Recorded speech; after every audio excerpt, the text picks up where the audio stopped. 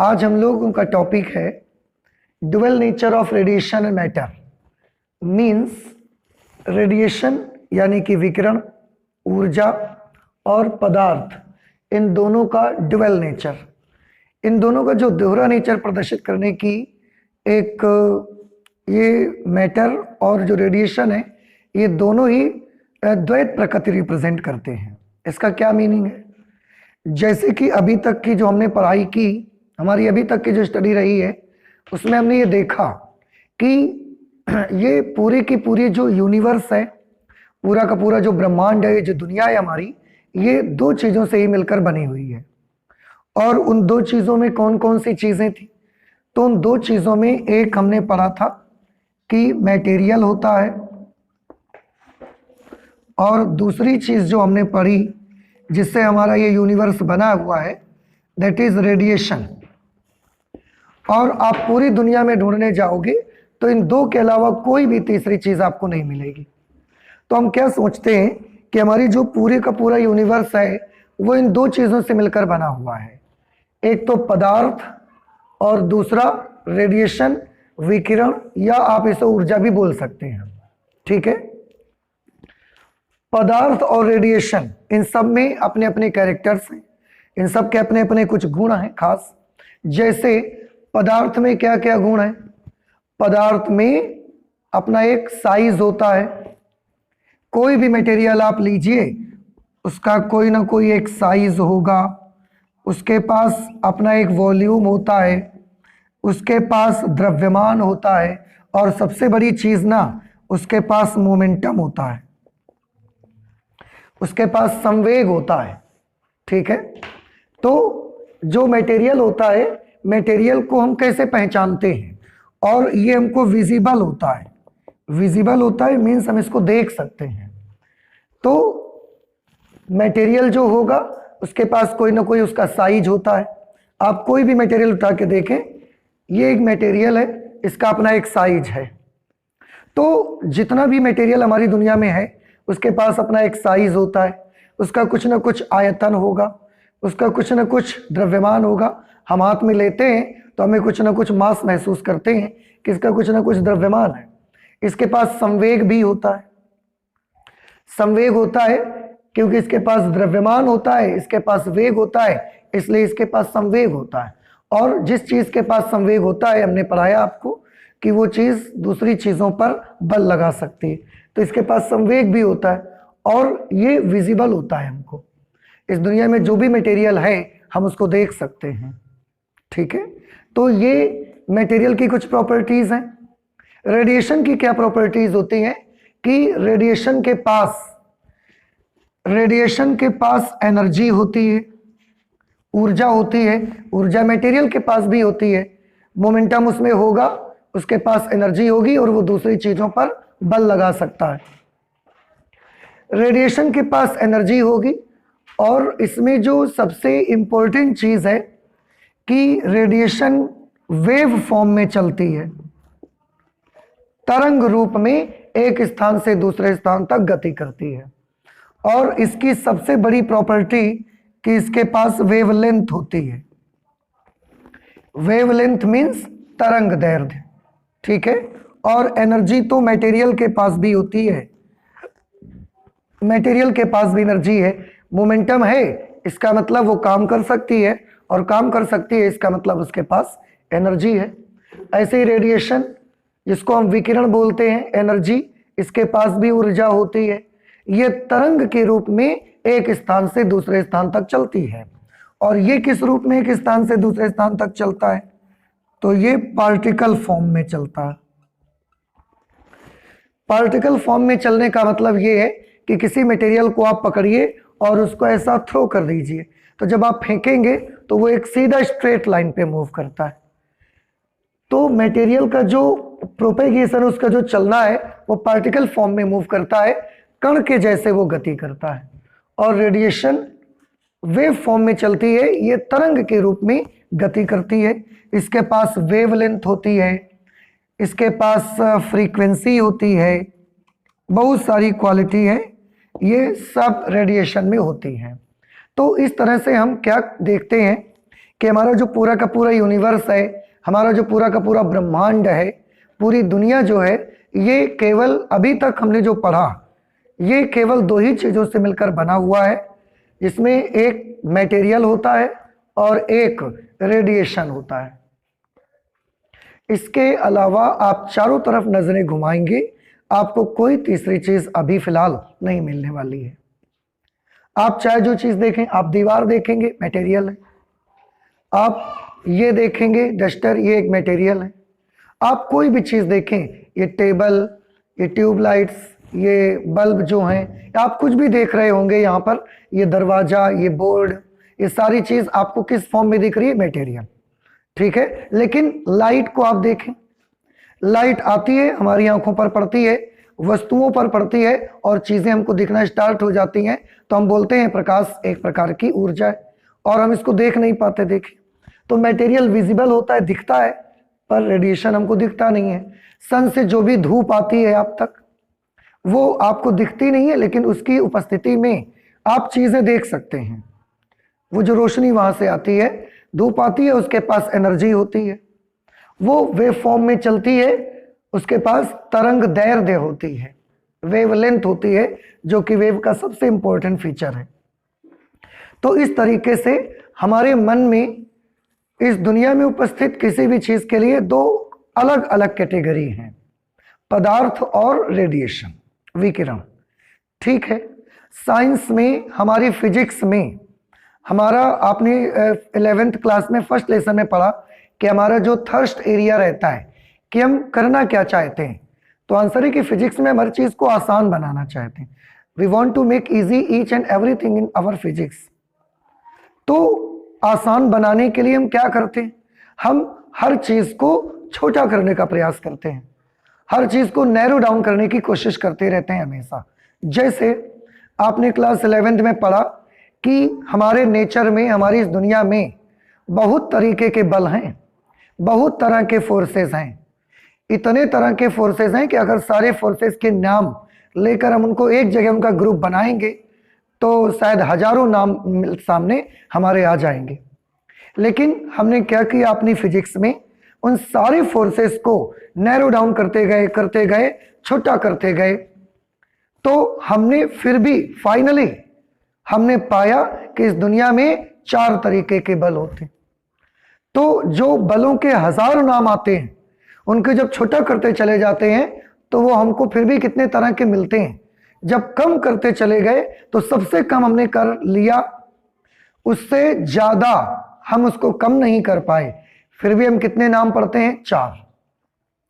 और आपने देखा कि वो 4 बल ही हैं जो दुनिया में अलग अलग जगह पर आपको मिलते हैं। दुनिया में कोई भी बल लगता है, उन 4 में से ही किसी एक कैटेगरी में वो आएगा।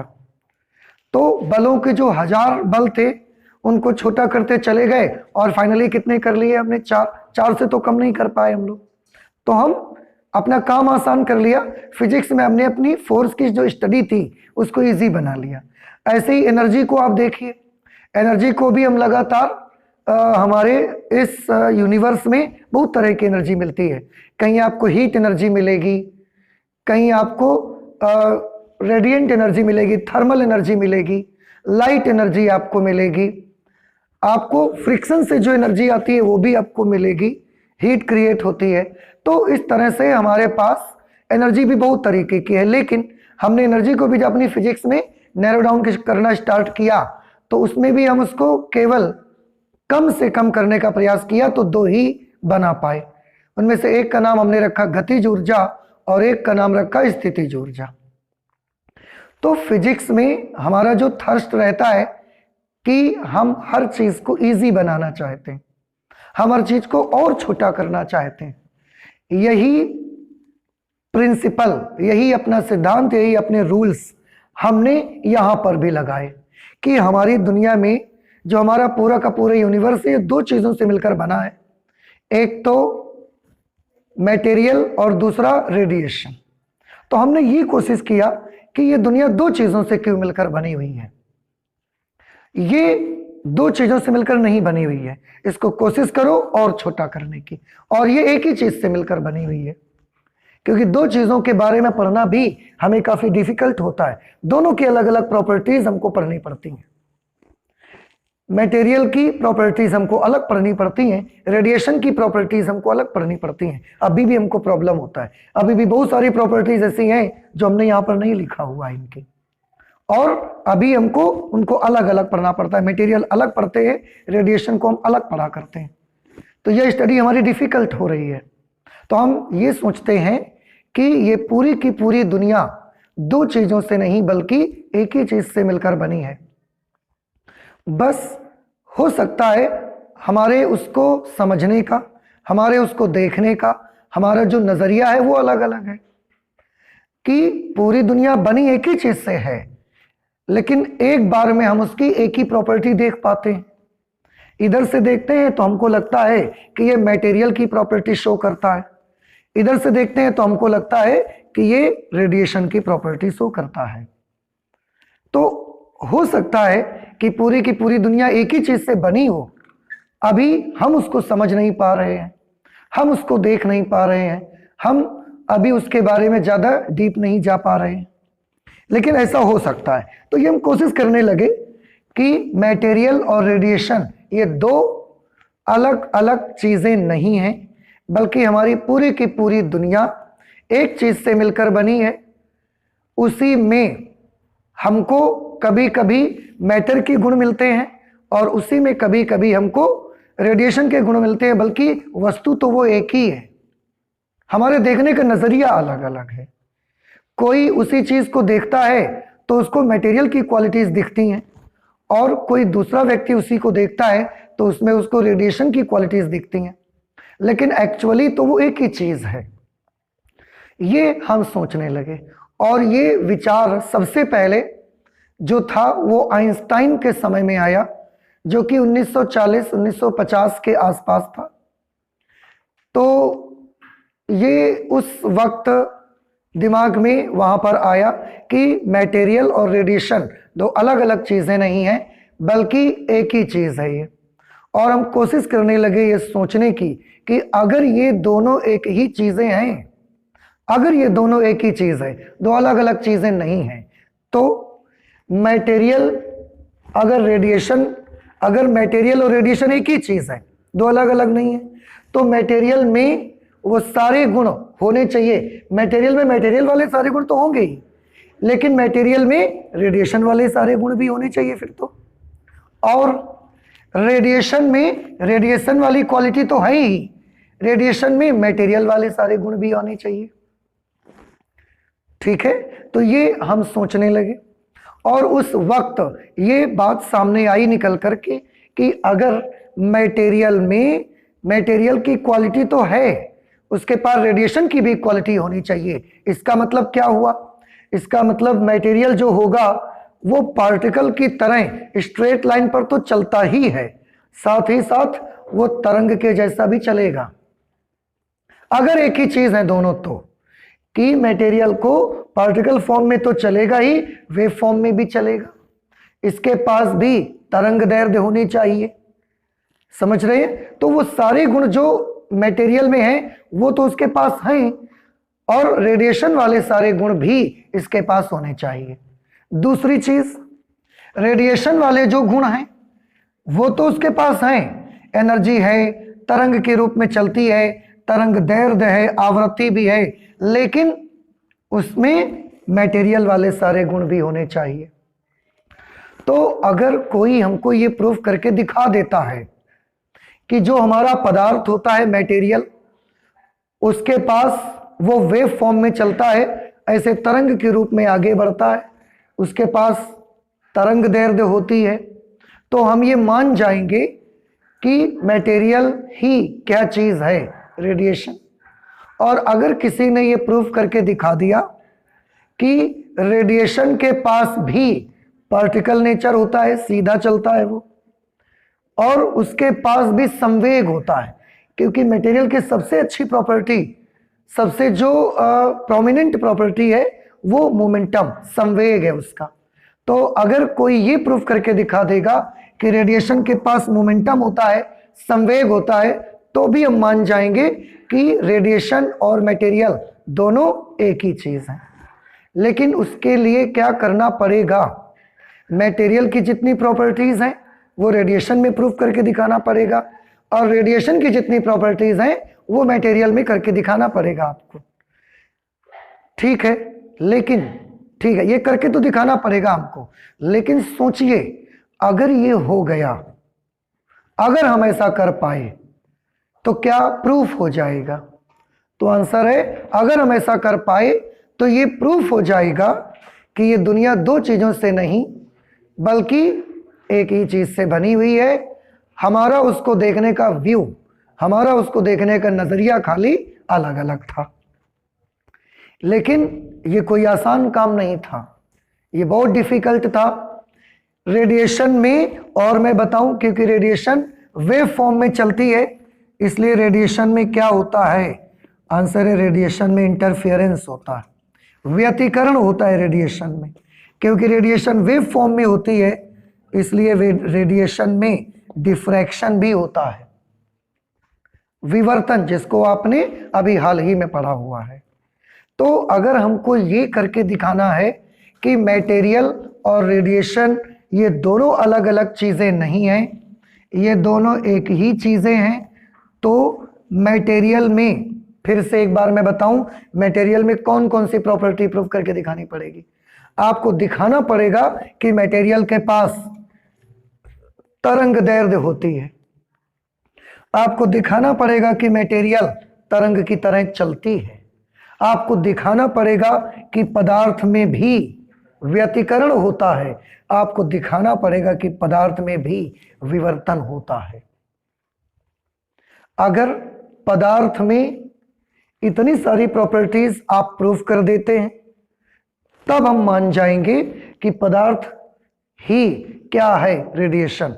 और सिर्फ इसी से नहीं, आपको यह भी दिखाना पड़ेगा कि जो रेडिएशन होता है उसके पास क्या होता है? संवेग होता है। क्यों? क्योंकि मटेरियल की सबसे प्रोमिनेंट प्रॉपर्टी मोमेंटम है। अगर ये किसी ने प्रूफ करके दिखा दिया तो क्या चीज सिद्ध हो जाएगी इस दुनिया में? फिर आज के बाद हम ये पढ़ना स्टार्ट कर देंगे कि ये पूरी दुनिया, फिर हम ये नहीं कहा करेंगे कि ये पूरी दुनिया दो चीजों से मिलकर बनी हुई है, फिर हम ये कहने लगेंगे कि ये पूरी दुनिया तो केवल एक ही चीज है, हमारे उसको देखने का नजरिया अलग अलग था, बस। तो ये बात सामने आई, और अगर ऐसा हो गया तो हमारी फिजिक्स में हमने एक और आसान कर लिया अपनी स्टडी को, और दो चीजों की अलग अलग प्रॉपर्टी नहीं पढ़नी पड़ेंगी, फिर एक ही चीज की सारी प्रॉपर्टी पढ़ो, वही पूरी दुनिया बना रही है। तो ये हम करना चाहते थे, और इसको अब हम स्टार्ट करेंगे। कहां से स्टार्ट करेंगे? तो कहीं ना कहीं से तो शुरू करना पड़ेगा आपको, चाहे आप मटेरियल से स्टार्ट करो, मटेरियल से स्टार्ट करके रेडिएशन की प्रॉपर्टी प्रूफ करके दिखाओ हमको, या रेडिएशन से स्टार्ट करके मटेरियल की प्रॉपर्टी प्रूफ करना स्टार्ट कर दो। तो चाहे जहां से, लेकिन कहीं ना कहीं से आपको अपनी स्टडी को स्टार्ट करना पड़ेगा। तो वो स्टडी को हम स्टार्ट करेंगे मटेरियल से। क्यों? क्योंकि मटेरियल से इस स्टडी को स्टार्ट करना हमारे लिए इजी है। इजी इसलिए है क्योंकि हमें ये कैसा होता है? दिखता है, हमें ये दिखता है, हमें ये विजिबल होता है। तो हम मटेरियल से अपनी प्रॉपर्टी को स्टार्ट करेंगे। लेकिन अब मटेरियल से प्रॉपर्टी को स्टार्ट करेंगे तो मटेरियल में तो बहुत सारी चीजें आती है, ये भी मटेरियल में आता है, तो क्या इसी से हम स्टार्ट कर दें? ऐसा नहीं था। हम ढूंढने लगे, सबसे पहले हमारी कोशिश ये रहने लगी कि मटेरियल को, पदार्थ को प्रदर्शित करने वाला इस दुनिया का सबसे छोटा पार्टिकल कौन होगा? पदार्थ को प्रदर्शित करने वाला इस दुनिया का सबसे छोटा कण अगर हमको मिल जाए तो उस छोटे से कण से हम अपनी स्टडी शुरुआत करेंगे। क्योंकि इतने बड़े मटेरियल से स्टार्ट करके हम ये सब प्रूव कर दें, ये थोड़ा सा हमें डिफिकल्ट लगता था कि हम एक पत्थर उठा के फेंकेंगे और वो वेव जैसा ऐसा चलेगा, ये हमें मतलब शुरुआत में समझ में नहीं आया कि वो ऐसा करेगा। तो हम सबसे पहले अपनी स्टडी स्टार्ट कहाँ से करेंगे? मटेरियल से। मटेरियल से स्टार्ट करेंगे। दूसरी चीज, हम सर्च क्या करने लगे कि किसी भी पदार्थ को प्रदर्शित करने का सबसे छोटा कण कौन सा होता है। ऐसा पार्टिकल कि हम पदार्थ को तोड़ते जाएं तोड़ते जाएं तोड़ते जाएं और एक छोटा सा पार्टिकल मिले। वो पार्टिकल क्योंकि पदार्थ का टुकड़ा होगा तो वो क्या होगा, वो भी तो एक मटेरियल होगा। तो हम ऐसा पार्टिकल ढूंढने लगे और फिर वो जो सबसे छोटा पार्टिकल होगा उससे हम अपनी पढ़ाई स्टार्ट करेंगे। तो वो छोटा पार्टिकल होगा, हम जैसा चाहेंगे उससे स्टडी कर सकेंगे अपनी। इतने बड़े मटेरियल से हम स्टडी करना हमारे लिए बहुत डिफिकल्ट होगा। जैसे आप कोई भी चीज को अगर गहराई से समझना चाहते हैं तो उसको समझने के लिए आप उसके टुकड़े करते जाइए। आपको इस मटेरियल को अगर समझना है तो इस मटेरियल को क्या करना पड़ेगा, इसके टुकड़े करिए और देखिए ये किससे बना हुआ है। तो हम इसका मटेरियल का सबसे छोटा रिप्रेजेंटेटिव ढूंढने लगे कि पदार्थ को प्रदर्शित करने का सबसे छोटा पार्टिकल कौन सा होता है। क्यों? क्योंकि वही हमको गहराई तक पढ़ा सकता है, वही हमको हमारी इस पढ़ाई की सबसे डीप स्टडी हमको दे सकता है। तो हम मटेरियल को तोड़ना स्टार्ट किया। हमने मटेरियल को जब तोड़ते गए तो एक सबसे छोटा पार्टिकल हमको मिला जिसका नाम हमने रखा अणु, मॉलिक्यूल उसका नाम हमने रखा। मॉलिक्यूल को भी हमने तोड़ा, सबसे छोटा पार्टिकल। जब हमने मटेरियल को तोड़ना स्टार्ट किया तो मटेरियल में सबसे पहले सबसे छोटा पार्टिकल कौन सा हमको मिला, मॉलिक्यूल मिला। ये क्या है, पदार्थ। और ये हमको मिला अणु। अणु को भी हमने तोड़ा, देखा कि क्या अणु को हम तोड़ सकते हैं क्या, अणु भी किसी चीज से बना हुआ है या ये किसी से नहीं बना हुआ है। हमने अणु को भी तोड़ के देखा। जब हमने अणु को तोड़ के देखा तो हमको एटम्स मिले जिनको आप क्या बोलते हैं, परमाणु। इसके बाद हमने देखा कि क्या परमाणु एक सबसे छोटा पार्टिकल है या इससे भी छोटा कुछ होता है पदार्थ में। तो हमने इसको भी तोड़ा और जब इसको तोड़ा तो हमें दो पार्टिकल्स मिले। दो पार्टिकल सबसे शुरुआत में मिले, एक मिला जिसका नाम रखा गया इलेक्ट्रॉन और दूसरी चीज हमको मिली जिसका नाम रखा गया न्यूक्लियस। ठीक है, न्यूक्लियस नाम रखा गया नाभिक। तो ये जो सब हुआ ये सब करके देखा गया और उस वक्त जब ये स्टडी की जा रही थी उस वक्त हमें पदार्थ का सबसे छोटा पार्टिकल कौन सा मिला, सबसे छोटा पार्टिकल हमको मिला इलेक्ट्रॉन। तो अब हम क्या करेंगे, मटेरियल से स्टार्ट करेंगे और मटेरियल का सबसे छोटा जो रिप्रेजेंटेटिव है, पदार्थ को प्रदर्शित करने वाला सबसे छोटा पार्टिकल उस वक्त हमें क्या मिला, इलेक्ट्रॉन मिला। बात समझ में आई। तो ये जो इलेक्ट्रॉन था हमने बोला अब इसको हम तोड़ नहीं पाए, हमने इसको भी तोड़ने की कोशिश की लेकिन ये पदार्थ का ऐसा छोटा पार्टिकल था कि इसको हम तोड़ नहीं पाए। इसको तोड़ नहीं पाए, नाभिक को तोड़ने गए, नाभिक टूटा। वो बाद में बात आई कि वो फिर चैडविक ने पता लगाया कि नाभिक में पॉजिटिव चार्जेस होते हैं, उनके साथ न्यूट्रॉन भी होते हैं।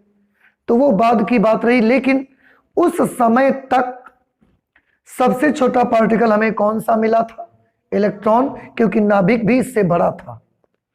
सबसे छोटा पार्टिकल इलेक्ट्रॉन मिला और इलेक्ट्रॉन को ही हमने माना कि ये पदार्थ का सबसे छोटा पार्टिकल है, अर्थात पदार्थ को प्रदर्शित करने वाला सबसे छोटा कण हमें कौन सा मिला, इलेक्ट्रॉन।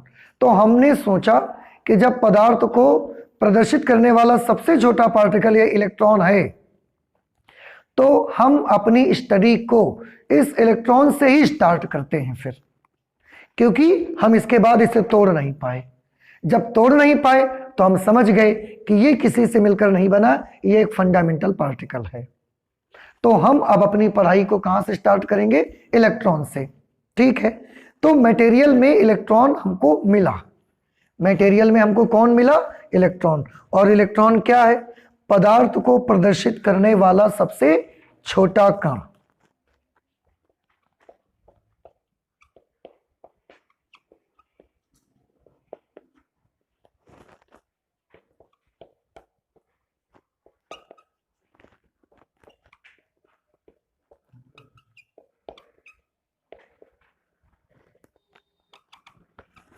पदार्थ को प्रदर्शित करने वाला सबसे छोटा कण मिला, क्योंकि हम इसको तोड़ नहीं पाए, नाभिक उसके बाद भी टूट जाता था।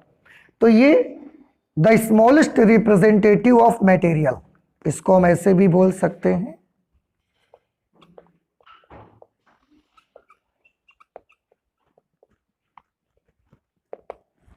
The smallest representative of material. तो अगर आपसे कभी भी पूछा जाएगा कि पदार्थ को प्रदर्शित करने वाला सबसे छोटा कण कौन सा है, तो आप क्या जवाब देंगे? इलेक्ट्रॉन। तो ये भी मटेरियल है। अब हम अपनी पढ़ाई यहां से स्टार्ट करेंगे। तो हमको ये पता लग गया कि पदार्थ के भीतर कौन होते हैं? इलेक्ट्रॉन। अब ये सब एटम के बारे में, उसके भीतर इलेक्ट्रॉन होते हैं, न्यूक्लियस होते हैं, ये सब आपको आगे पढ़ने को मिलेगा आपके क्लास 12th में ही, जब आप एटॉमिक थ्योरी पढ़ेंगे। और परमाणु मॉडल पढ़ते हैं आप, आयोग की केमिस्ट्री में आप शायद इनको पढ़ते हैं। परमाणु मॉडल, सबसे पहले परमाणु मॉडल थॉमसन ने बनाया, लेकिन थॉमसन का जो परमाणु मॉडल था वो ज़्यादा अच्छा नहीं था और इस वजह से उसको वो फेल हो गया। थॉमसन के बाद बहुत सारे वैज्ञानिक समय समय पर आते रहे, जैसे रदरफोर्ड ने भी परमाणु मॉडल बनाया। रदरफोर्ड के बाद बोहर्स एटॉमिक थ्योरी भी बनी। बोहर्स एटॉमिक थ्योरी के बाद डी ब्रॉय एक वैज्ञानिक आए, डी ब्रॉगली भी कहते हैं उनको, तो वो भी वैज्ञानिक आए, उन्होंने भी इलेक्ट्रॉन की पोजीशनिंग बताई कि इलेक्ट्रॉन, ठीक है ये तो हमने मान लिया कि किसी भी पदार्थ के भीतर इलेक्ट्रॉन होते हैं और ये पदार्थ को प्रदर्शित करने वाला सबसे छोटा पार्टिकल है। अब हमने ये भी सोच लिया कि अपनी जो पढ़ाई है वो यहीं से शुरुआत कर देंगे, ठीक है, लेकिन हमको ये पता तो हो कि इलेक्ट्रॉन जब पदार्थ के भीतर है तो ये कर क्या रहा है। तो उसकी पोजीशनिंग के बारे में अलग अलग वैज्ञानिकों ने अपने अलग अलग मत रखते थे। जैसे मैंने बताया थॉमसन का परमाणु मॉडल आया, लेकिन बाद में उसमें कुछ ज़्यादा अच्छाइयाँ नहीं मिली, इसलिए उसको फेल मान लिया गया। इसके बाद रदरफोर्ड ने भी अपना परमाणु मॉडल प्रस्तुत किया। रदरफोर्ड के परमाणु मॉडल में जो कमियां रह गई उसको बोहर ने दूर किया, उन्हीं के स्टूडेंट थे बोहर, उन्होंने दूर किया। बोहर के परमाणु मॉडल में भी जो प्रॉब्लम्स बची उनको फिर डी ब्रॉगली एक वैज्ञानिक थे, उन्होंने बाद में जाके दूर किया। लेकिन उस एटॉमिक थ्योरी की स्टडी से हमको एक बात पता चली कि जो इलेक्ट्रॉन्स होते हैं वो न्यूक्लियस, एटम के भीतर नाभिक बिल्कुल बीचों बीच रहता है सेंटर पे, और इलेक्ट्रॉन उसके चारों तरफ अपनी अपनी ऑर्बिट में चक्कर लगाते हैं। उन ऑर्बिट की स्पेशल प्रॉपर्टीज होती हैं, ये भी बताया बोहर ने बाद में। लेकिन एटॉमिक थ्योरी पढ़ करके हमको एक बात पता जरूर चल गई कि एटम के भीतर जो न्यूक्लियस होता है, नाभिक, ये सेंटर पर होता है एटम के, और इलेक्ट्रॉन इसके चारों तरफ ऐसा चक्कर लगाता रहता है। अब इलेक्ट्रॉन अगर चारों तरफ चक्कर लगाता है, इसका मतलब इलेक्ट्रॉन के पास एनर्जी होती है। इलेक्ट्रॉन के पास एनर्जी है तभी तो ये चारों तरफ चक्कर लगा रहा है। तो अब ये हम सोचने लगे कि इलेक्ट्रॉन के पास जो ये ऊर्जा होती है तो उसके पास कितने तरह की ऊर्जा होती है। यहां से हमने इसको सोचना शुरू कर दिया कि इलेक्ट्रॉन नाभिक के चारों तरफ चक्कर लगाता है तो इलेक्ट्रॉन के पास कितनी तरह की ऊर्जा होती है। तो हमने देखा मटेरियल में, हमने देखा, हमारी पढ़ाई से जो हमको पता लगा वो ये पता लगा कि इलेक्ट्रॉन नाभिक के चारों तरफ ऐसा चक्कर लगाता है।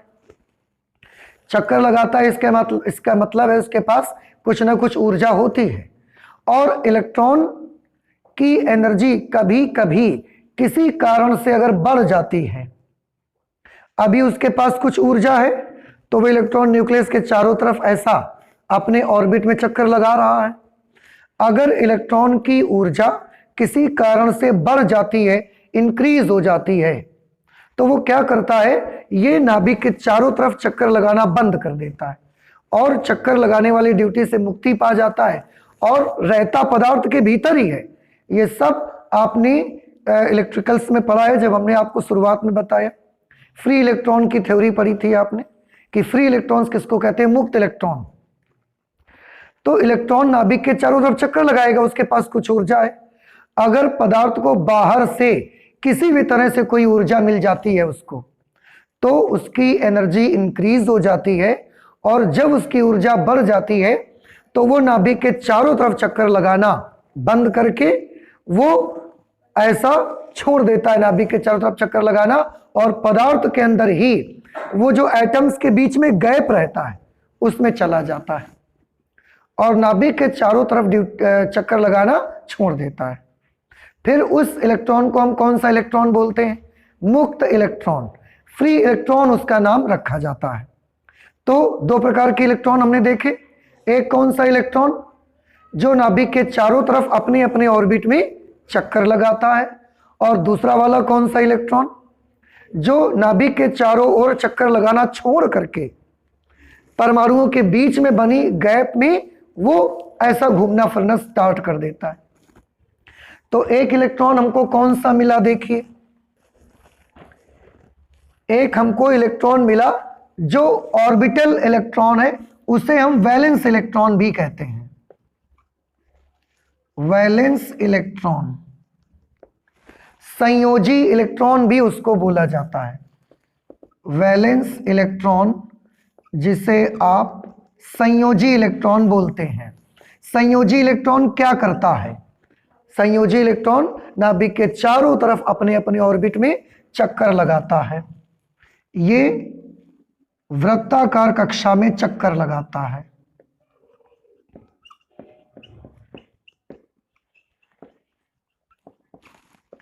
वृत्ताकार कक्षा में चक्कर लगाता है, ऑर्बिट में सर्कुलर मोशन करता है ये, और इसका कोई काम नहीं है।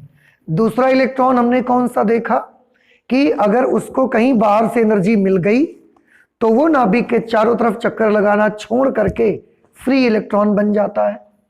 तो दूसरा इलेक्ट्रॉन हमने देखा जो कि फ्री इलेक्ट्रॉन होता है, जिसे हिंदी में आप क्या बोलते हैं? मुक्त इलेक्ट्रॉन कहते हैं।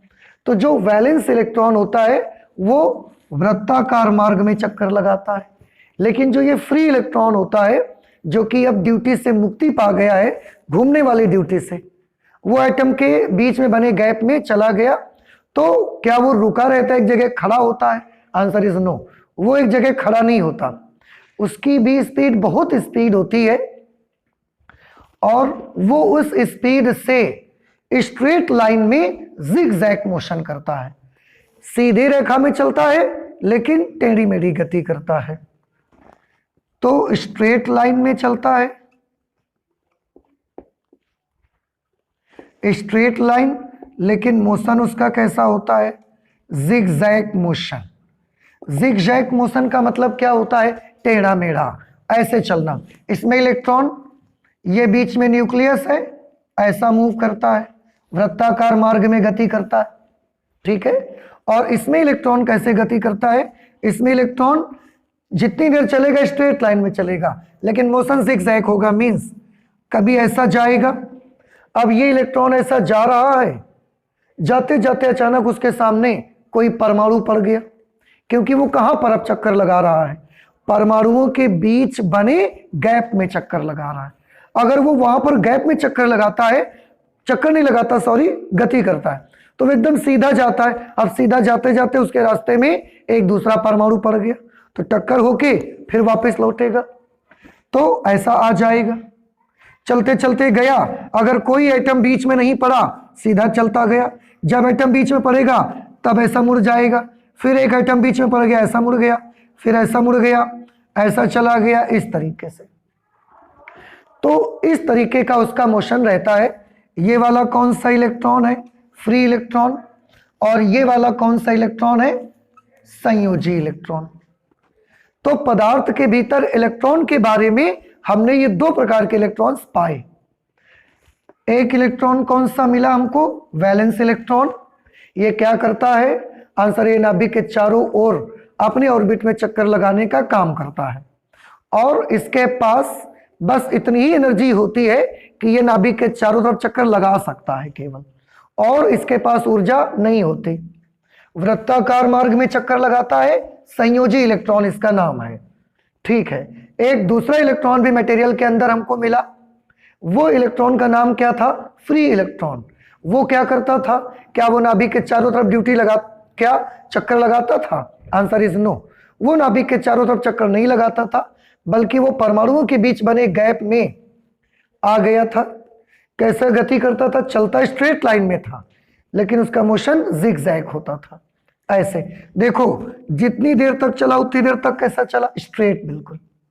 किसी एटम से या किसी दूसरे इलेक्ट्रॉन से टकराया और उसके बाद ये ऐसा यहां पर आ गया, यहां तक, इतनी दूर तक उसे कोई दूसरा एटम नहीं मिला टकराने के लिए, तो यहां तक चला आया, फिर टक्कर हुई, ऐसे चला गया, ऐसे चला गया। इस तरीके से वो मोशन करता है।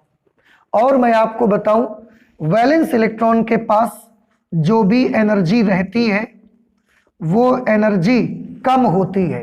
किसकी तुलना में? फ्री इलेक्ट्रॉन के पास जो एनर्जी होती है उसकी एनर्जी ज्यादा रहती है। और ये आपको बड़ा आसान है, आपको मालूम भी है कि वैलेंस इलेक्ट्रॉन में इलेक्ट्रॉन केवल चक्कर लगाता है, उसके पास केवल इतनी ही ऊर्जा है कि वो केवल नाभिक के चारों तरफ चक्कर लगा सकता है। लेकिन जो फ्री इलेक्ट्रॉन है, ये फ्री कैसे बना? मैंने अभी बताया कि अगर बाहर कहीं से इसको कुछ ऊर्जा मिल जाती है तो यही वाला इलेक्ट्रॉन जो कि अभी ऐसे चक्कर लगाता है, यही वाला इलेक्ट्रॉन ऐसा छोड़ के यहां पर आ जाता है और परमाणुओं के बीच गैप में घूमना शुरू कर देता है। इसलिए इसका नाम हमने क्या रख दिया? मुक्त इलेक्ट्रॉन। तो ऊर्जा किस इलेक्ट्रॉन के पास ज्यादा रहती है? बताइए। मुक्त इलेक्ट्रॉन की ऊर्जा ज्यादा होती है और वैलेंस इलेक्ट्रॉन के पास एनर्जी कम होती है। ठीक है। अब इस इलेक्ट्रॉन के बारे में थोड़ा सा सोचिए जरा, इस इलेक्ट्रॉन के बारे में सोचने का प्रयास करिए। ये एक मटेरियल है और मटेरियल के भीतर ही तो ये दो तरह के इलेक्ट्रॉन हैं, एक वैलेंस और दूसरा फ्री। वैलेंस इलेक्ट्रॉन को तो हम नहीं सोच रहे हैं, क्यों?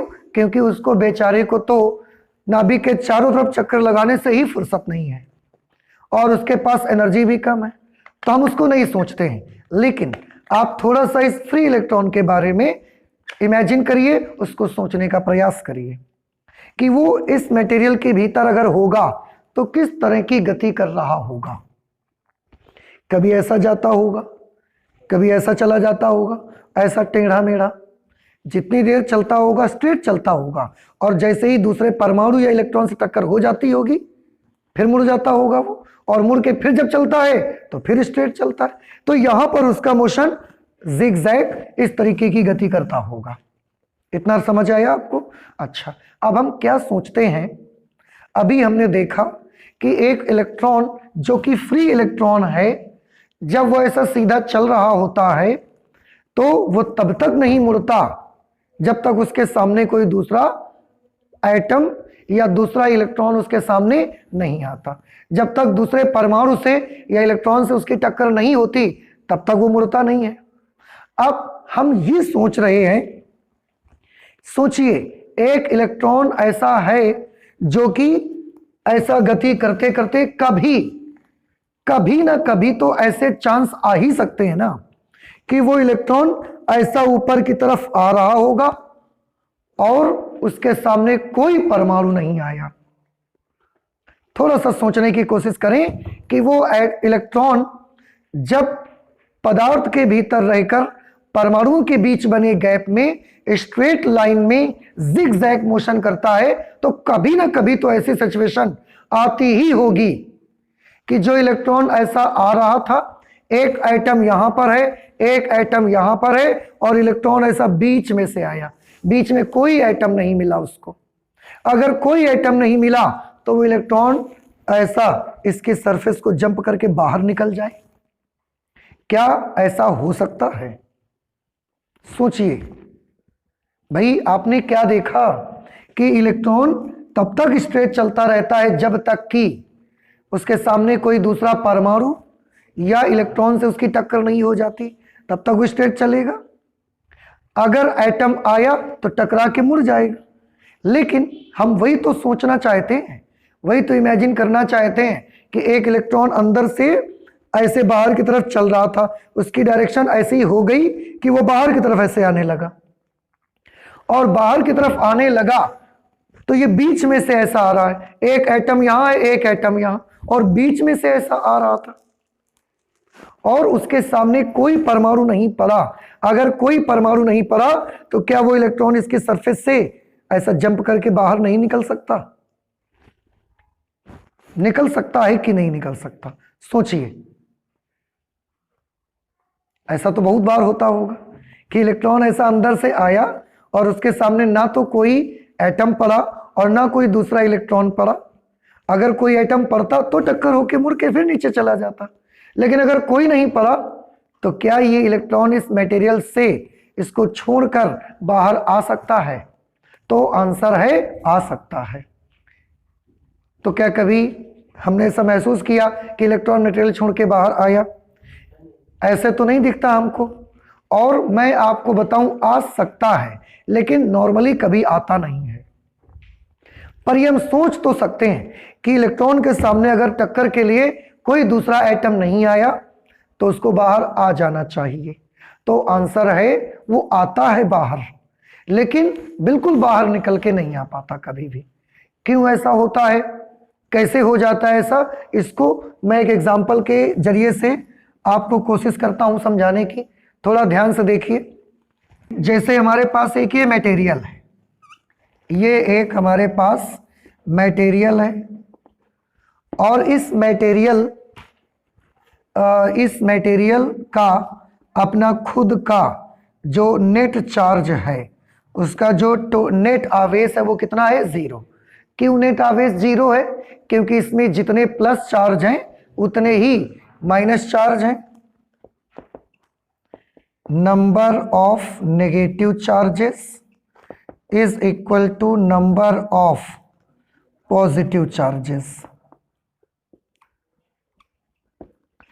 जितने इसमें धन आवेश हैं उतने ही इसके पास कितने हैं? कौन है? ऋण आवेश। इस वजह से इसका नेट चार्ज कितना होता है? 0। ठीक, ये बात तो आपको समझ आई। लेकिन जैसे ही कोई इलेक्ट्रॉन मटेरियल से निकलने की कोशिश करता है, अभी जो हम पिक्चर सोच रहे थे मन में कि एक इलेक्ट्रॉन कभी ऐसा भी तो हो सकता है कि चलता चलता ऐसा ऊपर की तरफ आ रहा है और उसके सामने यहां रास्ते में कोई एटम नहीं पड़ा। कोई एटम नहीं पड़ा तो वो बाहर निकलने की कोशिश करेगा।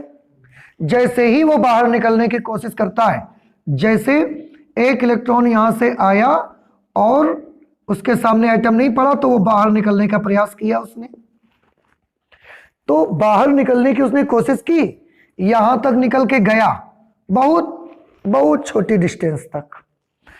जैसे ही बेटा वो यहां तक निकल के जाता है, आप थोड़ा सा सोचिए, पहले इस मटेरियल का नेट चार्ज कैसा था? 0। क्यों? क्योंकि इसके पास जितने प्लस थे उतने ही कौन थे? माइनस। लेकिन अगर एक इलेक्ट्रॉन जैसे ही इसको जंप करके बाहर निकलने की कोशिश ही करता है तो यहां से एक इलेक्ट्रॉन निकल गया। ये इलेक्ट्रॉन कौन सा चार्ज है? नेगेटिव। और आपने पढ़ा हुआ है कि अगर किसी पदार्थ से एक नेगेटिव चार्ज, एक इलेक्ट्रॉन ऐसा बाहर चला जाए तो इसमें कौन सा चार्ज आ जाएगा? Positive charge. तो ये इलेक्ट्रॉन बाहर निकलता है, इस मटेरियल के पास कौन सा चार्ज आ जाता है? ये पॉजिटिव चार्ज आ जाता है। अब इसका नेट चार्ज 0 नहीं रहता। समझ आया? तो जैसे ही इलेक्ट्रॉन यहां से निकलने की कोशिश करता है, थोड़ा सा ही बाहर आता है, तो पदार्थ से इलेक्ट्रॉन निकलने की वजह से इस पदार्थ के पास कौन सा चार्ज बन जाता है? पॉजिटिव। इलेक्ट्रॉन के पास कौन सा चार्ज है? नेगेटिव। और आप सबने पढ़ा है कि पॉजिटिव चार्ज और नेगेटिव चार्ज के बीच में एक आकर्षण बल काम करना स्टार्ट कर देता है, कूलॉम फोर्स। याद आया? कूलॉम फोर्स काम करना शुरू करता है। और आपको यह भी पता है कि Coulomb force is the very strong force, बहुत स्ट्रॉन्ग फोर्स होता है। कूलॉम फोर्स के आगे जो कांस्टेंट लगता था, आप याद करें, 1/4 पाई एप्सिलॉन नॉट, उसकी वैल्यू 9 × 10⁹ होती है। तो 9 × 10⁹ से मल्टीप्लाई होता है उसमें, and is a very big number. So the Coulomb force is a very strong force. तो जैसे ही इलेक्ट्रॉन बाहर निकला, इलेक्ट्रॉन के पास नेगेटिव चार्ज है, ये मटेरियल का नेट चार्ज जीरो नहीं रहा, ये कैसा हो गया पॉजिटिव चार्ज। ये पॉजिटिव और नेगेटिव के बीच में एक आकर्षण बल पैदा होता है और उस आकर्षण बल को कौन सा नाम देते हैं, कूलॉम फोर्स। कूलॉम फोर्स बहुत स्ट्रॉन्ग फोर्स है और उस स्ट्रॉन्ग फोर्स से लगकर ये फिर से इलेक्ट्रॉन को क्या कर लेता है, खींच लेता है अपनी तरफ, ये फिर से नीचे की ओर खींच लेता है। तो बेचारा जो इलेक्ट्रॉन है ना, वो इलेक्ट्रॉन ऐसा चलते चलते बाहर निकलने की कभी कभी कोशिश करता भी अगर है तो कूलॉम फोर्स की वजह से मटेरियल उसको क्या कर लेता है, अपनी तरफ खींच लेता है। और इसको आप ऐसे सोच सकते हैं, ऐसा मान सकते हैं कि जैसे इस पदार्थ में हमने एक रबर बैंड चढ़ा दिया, सोचो थोड़ा सा, एक रबर बैंड हमने ऐसा लगाया, अब एक इलेक्ट्रॉन आया उस रबर बैंड को उठाता है ऐसे, क्योंकि बाहर निकलना चाहता है। हमने एक रबर बैंड लगाया है, इलेक्ट्रॉन ऊपर की तरफ निकलना चाहता है तो उसके चक्कर में वो रबर बैंड को क्या करता है, ऊपर की तरफ उठाता है। लेकिन उसके पास अगर बहुत ताकत होती तो वो रबर बैंड को तोड़ करके बाहर निकल जाता। लेकिन जैसे ही वो रबर बैंड को ऊपर उठाता है तो रबर बैंड उसको क्या करता है, नीचे की ओर दबा देता है और फिर से इलेक्ट्रॉन कहाँ चला जाता है, मटेरियल में। तो नॉर्मली इलेक्ट्रॉन सरफेस तक आते हैं, निकलना चाहते भी हैं, लेकिन वो इलेक्ट्रॉन बाहर निकलकर आ नहीं पाते। तो क्या हम उन इलेक्ट्रॉन को बाहर निकाल सकते हैं? आंसर है हम निकाल सकते हैं। ये जो बाहर इलेक्ट्रॉन जंप करके आ रहा है ना, हम इसको बाहर निकाल सकते हैं। क्या करेंगे उसके लिए? बड़ा आसान है, जब ये जंप करके आए उसी समय पकड़ के बाहर खींच लो आप इसको, कोई भी मेथड लगा लो। तो जैसे ही ये इलेक्ट्रॉन मटेरियल के बाहर थोड़ा सा ऐसा आता है, जैसे ही वो थोड़ा सा आएगा तो फिर से पदार्थ उसको पुनः अपने अंदर खींचेगा। उससे पहले हम उसको पकड़ के तोड़ के उसका रबर बैंड जो होगा या उसका जो फोर्स होगा, ये कूलॉम फोर्स, इसको तोड़ करके हम उस इलेक्ट्रॉन को बाहर खींच लेंगे। कर सकते हैं हम ऐसा। और इसके लिए हमको इलेक्ट्रॉन की थोड़ी सी हेल्प करनी पड़ेगी और वो बाहर आ जाएगा। उसके लिए हमको क्या करना पड़ेगा? तो आंसर है उसके लिए हमको इलेक्ट्रॉन पर थोड़ा सा वर्क करना पड़ेगा। क्या करना पड़ेगा? थोड़ा सा हमको इलेक्ट्रॉन पर काम करना पड़ेगा, या दूसरे शब्दों में ये आप सोच सकते हैं कि इलेक्ट्रॉन को हमको थोड़ी सी एनर्जी देनी पड़ेगी। अभी उसके पास कम ऊर्जा है, तो जैसे यहां तक आता है फोर्स की वजह से, फिर कूलॉम फोर्स की वजह से नीचे चला जाता है। तो हम इस पर थोड़ा सा वर्क करेंगे, तो जब जब ये जंप करने की कोशिश करेगा बाहर, हम खींच लिया करेंगे इसको बाहर। उसके लिए हमको इस पर क्या करना पड़ेगा? थोड़ा सा कार्य करना पड़ेगा। कार्य करना पड़ेगा, या दूसरे शब्दों में हम इसको क्या बोल सकते हैं कि हमें थोड़ी सी इसको एनर्जी देनी पड़ेगी। ठीक है, हम ये करने के लिए तैयार हैं। लेकिन इलेक्ट्रॉन को तो हम बाहर निकाल के रहेंगे कि वो जो बार बार यहां तक आता है, जंप करने की कोशिश करता है और मटेरियल फिर उसको खींच लेता है, हम उस इलेक्ट्रॉन को तो बाहर निकाल के रहेंगे अब, क्योंकि हम इतना सीख गए। तो अब हम मानेंगे नहीं, हम उसको खींच लेंगे बाहर पकड़ करके। लेकिन अब हम एक बात तो समझ गए हैं, अपने मन से तो नहीं आएगा वो। उसके लिए मुझे क्या करना रहेगा? उस पर थोड़ा सा वर्क करना होगा, उस पर थोड़ा सा कार्य करना पड़ेगा, उसको थोड़ी सी एनर्जी हमको देनी पड़ेगी। और जैसे ही हम एनर्जी देंगे, फिर वो उस फोर्स के अपोजिशन पे वर्क करेगा और उसको तोड़कर बाहर निकल के आ जाएगा। जब बाहर आ जाएगा, फिर हम उसकी स्टडी स्टार्ट कर देंगे। ये हम करना चाहते हैं। तो इस काम के लिए हमको उस इलेक्ट्रॉन पर जितना वर्क करना पड़ेगा, उसको जितनी एनर्जी हमको देनी पड़ेगी, उस एनर्जी का हमने एक नाम रखा हुआ है। उस ऊर्जा का, उस कार्य का हमने एक नाम रखा और उसका हमने नाम रखा वर्क फंक्शन। क्या नाम रखा? Work function. हिंदी में उसको हमने बोला कार्य फलन। बात समझ में आई? तो कार्य फलन क्या है? एक प्रकार की ऊर्जा। ये कौन सी ऊर्जा है? आंसर है कार्य फलन किसी भी पदार्थ को दी गई वो न्यूनतम ऊर्जा है, वो कम से कम वाली एनर्जी है जो उसके अंदर से इलेक्ट्रॉन को क्या कर दे? बाहर निकाल दे, पृष्ठ से बाहर निकलने में हेल्प कर दे उसकी। ऐसी न्यूनतम ऊर्जा को ही हम क्या बोला करेंगे? कार्य फलन। समझ में आया? तो अब हम अपनी जो पढ़ाई का हिस्सा आगे बढ़ाएंगे उसमें सबसे पहला आर्टिकल हम स्टार्ट करेंगे कार्य फलन से। ठीक है, तो अब हम कार्य फलन से स्टार्ट करते हैं। तो हमारा नेक्स्ट आर्टिकल रहेगा वर्क फंक्शन। लिखते हैं फिर इसके बारे में। कार्य फलन के बारे में हमने जो डेफिनेशन लिखी हुई है, जो अभी बताया, तो क्या डेफिनेशन बनेगी? वह न्यूनतम ऊर्जा जो किसी धातु के पृष्ठ से इलेक्ट्रॉन को केवल बाहर निकालने के लिए आवश्यक होती है, उस धातु का कार्यफलन कहलाती है। आप याद रखें, कार्यफलन किसका होता है? धातु का। इसे हम किससे प्रदर्शित करते हैं? फाई से। कुछ राइटर डब्ल्यू से भी रिप्रेजेंट करते हैं वर्क फंक्शन को, तो आप उससे परेशान मत होइए, फाई से भी प्रदर्शित किया जाता है। ठीक है, जैसे पहले अगर मैं केवल इतने की बात करूं कि वह न्यूनतम ऊर्जा जो किसी धातु के पृष्ठ से इलेक्ट्रॉन को केवल बाहर निकालने के लिए आवश्यक होती है, उस धातु का कार्यफलन कहलाती है।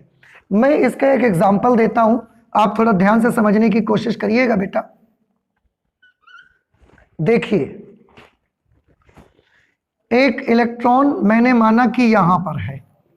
ठीक, अब इस इलेक्ट्रॉन को अगर मुझे बाहर निकालना है तो यहां से जब हम इसको यहां तक लाएंगे, पहले तो हम ये सरफेस तक लाएंगे उसको, और उसके बाद उसको यहां से ऐसा जंप करा के बाहर निकालेंगे। ठीक है, तो हमने मान लिया कि जब हम यहां से इसको यहां तक लाते हैं तो 2 यूनिट एनर्जी तो हमारी इस पे लग जाती है कि यहां से हम इसको यहां तक ला रहे हैं।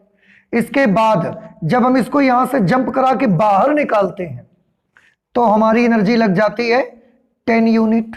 इस तरह से टोटल कितनी यूनिट एनर्जी लग गई हमारी? 12 यूनिट लग गई। ठीक है, एक इलेक्ट्रॉन हमने देखा कि यहां पर है।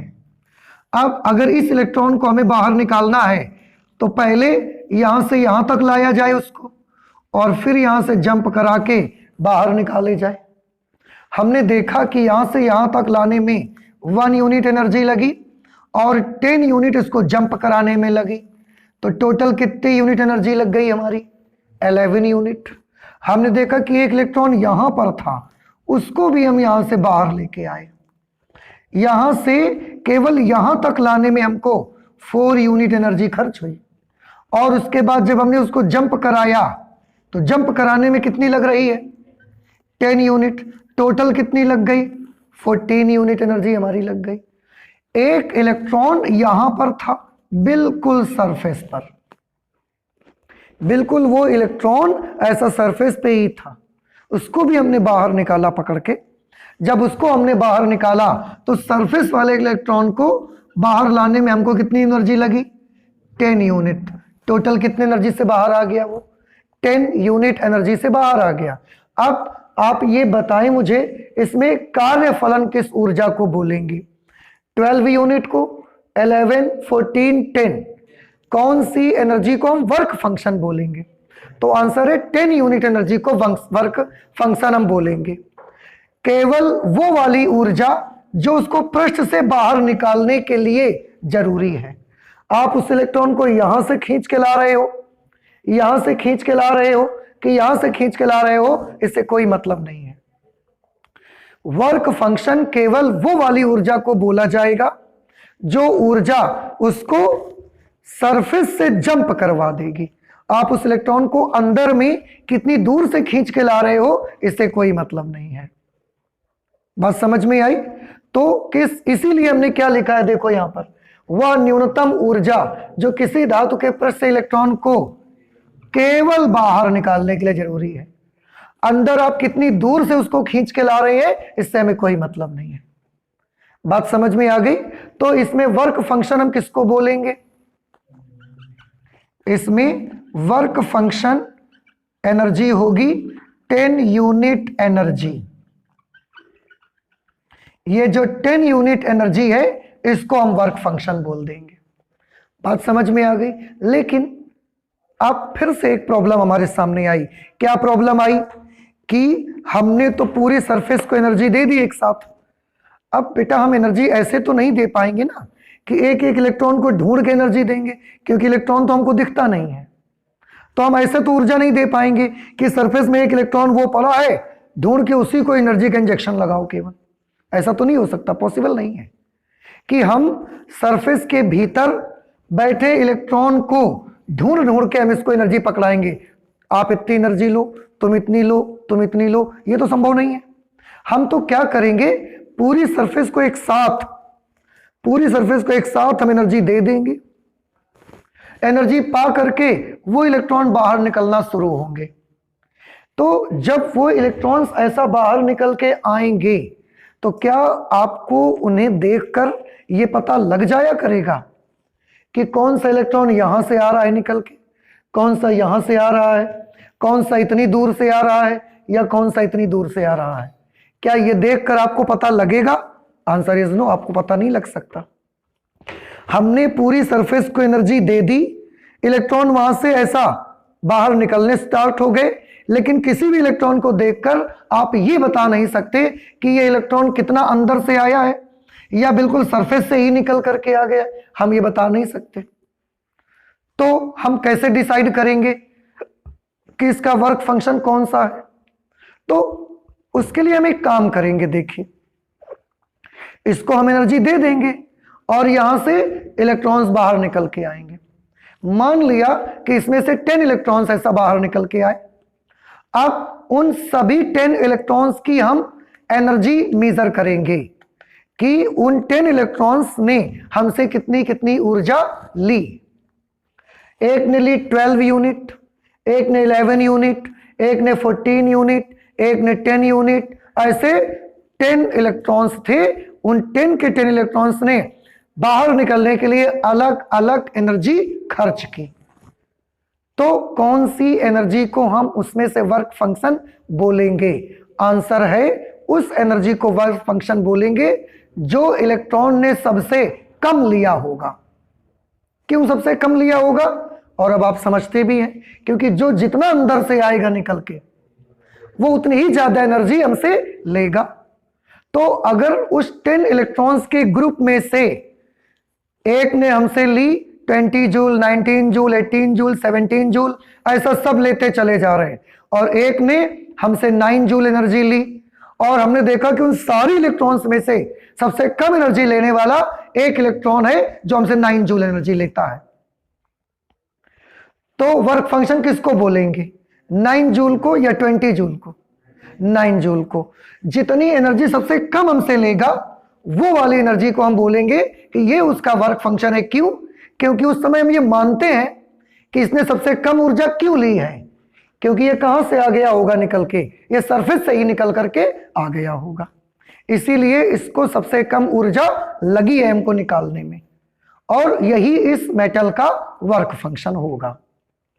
तो क्या सभी बच्चों को यह समझ में आया कि वर्क फंक्शन हम कौन सी ऊर्जा को बोलेंगे? केवल उस ऊर्जा को वर्क फंक्शन बोलेंगे जो ऊर्जा सरफेस पर ही बैठे इलेक्ट्रॉन को बाहर निकाल के दे देगा हमको। कितना अंदर से वो इलेक्ट्रॉन निकल के आ रहा है हमें उससे कोई मतलब नहीं रहेगा।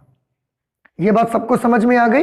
अच्छा, अब हमने इसमें एक और स्पेशल चीज देखी कि एक मेटल हमने ये लिया, इस मेटल का वर्क फंक्शन हमको कितना मिला? 10 यूनिट। एक दूसरा मेटल हम लेके आए, उसको भी हमने एनर्जी दी, उससे भी इलेक्ट्रॉन्स बाहर आए, और सबसे कम एनर्जी जिस इलेक्ट्रॉन ने लिया उसने लिया 8 यूनिट एनर्जी। तो उसका वर्क फंक्शन कितना हो गया? 8 यूनिट। और भी इलेक्ट्रॉन्स निकले, कोई 15 जूल लेके निकला, कोई 14 लेके निकला, लेकिन सबसे कम उसमें से जो इलेक्ट्रॉन लेके निकला वो था 8 जूल वाला, इसलिए 8 जूल हमने उसका क्या नाम रख दिया? Work function. तो इस तरीके से हमने क्या देखा? अलग अलग धातुओं को हम लाते थे, उन पर एनर्जी देते थे, उनसे निकलने वाले इलेक्ट्रॉनों पे गौर करते थे कि सबसे कम एनर्जी किसने लिया, वही उस धातु का क्या बता देते थे? Work function. ऐसा कर करके हमने बहुत सारी धातुओं पे ये सब चेक करके देखा, और हमने पाया कि अलग अलग धातुओं के लिए वर्क फंक्शन का मान भी अलग अलग आ रहा था। अलग अलग धातुओं के लिए कार्यफलन का मान अलग अलग होता है। तो अगर धातुएं बदल जाने से कार्यफलन बदल जाता है, इसका मतलब कार्यफलन किस पर निर्भर करता है? इलेक्ट्रॉन पर कि धातु पर? धातु पर निर्भर करता है। तो हमने लिखा अर्थात कार्यफलन केवल धातु पर डिपेंड करता है। बात समझ में आई? तो आपको आगे तक के लिए ये पॉइंट याद कर लेना है कि जो वर्क फंक्शन होगा it depends only on metal. Material बदलने से कार्यफलन भी बदल जाएगा। और हमने उसके लिए एक टेबल भी बनाई छोटी सी, सब अलग अलग धातुओं के कार्यफलन निकाले कि किस धातु में से इलेक्ट्रॉन को सरफेस से बाहर निकालने में हमको कितनी ऊर्जा मिलती है, कार्यफलन निकाले सबके। और एक छोटा सा टेबल आपके सामने है। इस छोटे से टेबल में हम क्या देख रहे हैं? ये कौन सा मेटल है? सीजियम। सीजियम का वर्क फंक्शन हमको कितना मिला? 2.14। इसका क्या मतलब हुआ? इसका मतलब यह हुआ कि सीजियम का अगर धातु है, सीजियम की अगर धातु है और इसके सरफेस पर एक इलेक्ट्रॉन बैठा हुआ है, इसको जब हम जंप करा के बाहर निकालते हैं तो हमको कितनी एनर्जी लगती है? 2.14 इलेक्ट्रॉन वोल्ट। अब आप मुझे बताओ, क्या इस इलेक्ट्रॉन को यहां तक लाएंगे और फिर बाहर निकालेंगे, इसमें भी 2.14 इलेक्ट्रॉन वोल्ट लगेगी या ज्यादा लगेगी? ज्यादा लगेगी। बाई चांस इसमें हमको लगी 3 इलेक्ट्रॉन वोल्ट। तो कार्यफलन ये है कि कार्यफलन ये है? कार्यफलन ये है जो सरफेस से केवल बाहर निकाल के दे दे हमको। आप कितना अंदर से ला रहे हो उससे हमको कोई मतलब नहीं है। तो सीजियम जो धातु होती है उसका कार्यफलन 2.14 इलेक्ट्रॉन वोल्ट, यानी कि उसकी सरफेस में से इलेक्ट्रॉन बाहर निकल आएगा अगर केवल उसको कितनी एनर्जी मिल जाए? 2.14 इलेक्ट्रॉन वोल्ट। सोडियम धातु से इलेक्ट्रॉन बाहर निकालने के लिए कितनी एनर्जी चाहिए? 2.75।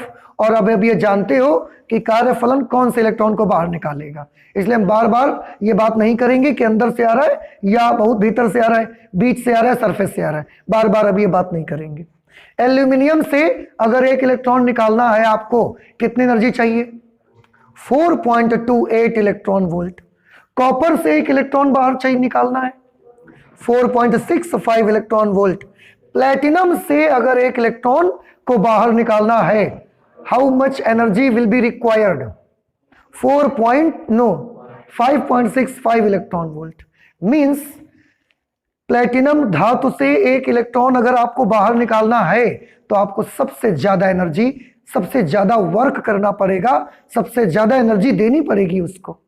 और सीजियम धातु से अगर एक इलेक्ट्रॉन आपको बाहर निकालना है तो सबसे कम एनर्जी उसको देनी पड़ेगी। तो आप देख रहे हैं अलग अलग धातुओं के अनुसार उनके वर्क फंक्शन भी कैसे हो जाते हैं। तो किस धातु से इलेक्ट्रॉन को बाहर निकालना कठिन है? प्लेटिनम से। उसको बहुत ऊर्जा देनी पड़ती है, ज्यादा एनर्जी वो हमसे लेता है। और सीजियम धातु से इलेक्ट्रॉन को बाहर जंप कराना इट इज वेरी इजी। बात समझ में आई? So this is work function and there are some examples of work function कि कितना वर्क फंक्शन किन धातुओं का होता है। And you should always remember that the work function is the function of metal. जो कार्य फलन है वो धातु का फलन होता है, अर्थात धातु बदल जाएगी, कार्य फलन बदल जाएगा। याद रहेगा सबको? ठीक है। अब ये हमने सीख लिया कि अगर किसी मेटल से, फिर से, क्या किसी मेटल से इलेक्ट्रॉन जो कि जिगजैग मोशन स्ट्रेट लाइन पे करते हुए ऐसा बाहर आता है, आप उसको बाहर खींच सकते हो? आंसर है खींच सकते हैं। उसके लिए क्या करना होगा? आंसर है हमें उसमें कुछ वर्क करना पड़ेगा, कुछ वर्क करना पड़ेगा। इसको दूसरी भाषा में क्या बोल सकते हैं? कुछ एनर्जी देनी पड़ेगी हमको उसको, और उस एनर्जी को क्या बोला करेंगे हम? कार्यफलन बोलेंगे। कार्यफलन वो ऊर्जा होगी जो किस इलेक्ट्रॉन को बाहर निकालेगी, अब ये भी समझते हो आप। ठीक, धातुओं पर अलग अलग कार्यफलन, धातुओं अलग होने से कार्यफलन अलग हो जाएगा। ठीक है, अब हम और आगे चलते हैं। ये तो जान गए कि हमको उसको एनर्जी देनी पड़ेगी, लेकिन अब हम ये सोचने लगे कि अगर इलेक्ट्रॉन बाहर निकालना है तो एनर्जी देनी पड़ेगी, ठीक है, लेकिन कैसे देंगे हम उसको एनर्जी? ये वाली एनर्जी हमको इलेक्ट्रॉन निकालना भी है, तो हम ये एनर्जी उसको कैसे दे सकते हैं? किस तरह से हम ये एनर्जी उसको देंगे और इलेक्ट्रॉन को बाहर निकाल देंगे? तो आंसर है, इलेक्ट्रॉन को किसी धातु से उत्सर्जित करवाने के लिए हमारे पास 3 मेथड होते हैं। हम 3 विधियों के द्वारा किसी भी धातु से इलेक्ट्रॉन को बाहर निकाल सकते हैं। यानी कि हमें उसको एनर्जी देने के कितने तरीके हैं हमारे पास? 3 तरीके होते हैं, ठीक है। तो अब इस पर आते हैं कि वो कौन कौन से तरीके हैं जिनसे हम एनर्जी उसको दे सकते हैं। तो चलिए नोट कर लीजिए कि किसी धातु के पृष्ठ से इलेक्ट्रॉन को उत्सर्जित करने की 3 विधियां होती हैं। तीनों विधियों को हम देखेंगे कि कौन कौन से मेथड से हम इलेक्ट्रॉन को बाहर धातु के पृष्ठ से निकाल सकते हैं, अर्थात कितने तरीके हैं उस धातु को एनर्जी देने के कि हम उससे इलेक्ट्रॉन बाहर इजेक्ट करवा सकें, ठीक है। देखिए, पहला जो हमारा तरीका है वो है थर्मोनिक एमिशन।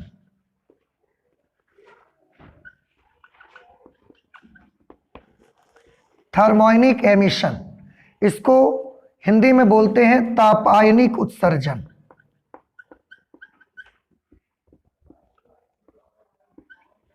तापायनिक उत्सर्जन। देखो बेटा, यहां नाम से ही आपको पता चलेगा थर्मल वर्ड का यूज हो रहा है। थर्मल मीन्स होती है हीट। तो थर्मोनिक एमिशन कैसे करते हैं हम लोग? इसके लिए हम धातु को, हम पदार्थ को ऊष्मा देते हैं। जब हम पदार्थ को ऊष्मा देते जाते हैं, ऊष्मा देने से इसके अंदर के जो इलेक्ट्रॉन्स हैं उनकी एनर्जी क्या होती है? बढ़ जाती है। और एनर्जी बढ़ करके जब एक एक इलेक्ट्रॉन को वर्क फंक्शन के बराबर एनर्जी मिल जाएगी तो फिर वो इलेक्ट्रॉन सरफेस को छोड़कर बाहर निकल के आ जाएगा, रबर बैंड तोड़ के आ जाएगा। समझ आए? तो थर्मोनिक एमिशन, तापायनिक उत्सर्जन, पहली विधि जो किसी धातु के पृष्ठ से इलेक्ट्रॉन को इजेक्ट कराने के लिए होती है। क्या नाम है उसका? तापायनिक उत्सर्जन। इसमें हम क्या करते हैं? धातु को गर्म करते हैं। धातु को